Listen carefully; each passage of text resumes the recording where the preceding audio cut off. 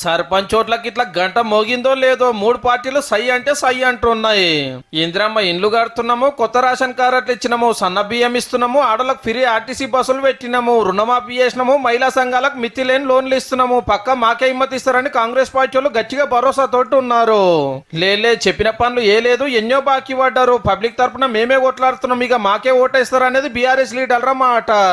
బాకీ కార్డు పేరిట రైతు భరోసా ఎంత బాకీ పడ్డారు, నిరుద్యోగులకు ఎన్ని ఉద్యోగాలు ఎంత బాకీ పడ్డారు, ఈ బాకీ కార్డులు నిన్నటి నుంచే ఒక ఉద్యమ రూపంలో ఇంటింటికి మనిషికి చేర్చడానికి ఈ 8 లక్షల కోట్ల బకాయిని మేము కట్టిన 2 లక్షల కోట్ల వడ్డీ సుమారుగా 2 నెలలు కలిపితే అంటే ఒక్కొక్క మనిషి పైన సుమారుగా 3 లక్షల రూపాయలు బీఆర్ఎస్ పార్టీ కేసీఆర్ బాకీ పడ్డారు.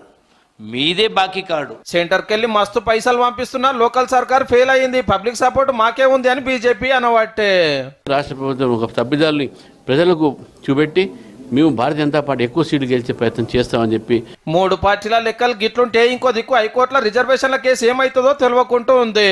బీసీలకు 42% ఇస్తే మొత్తం రిజర్వేషన్లు 50% దాటుతాయి, అట్లా కానియద్దని రెడ్డి జాగృతి సంఘం కేసేసింది.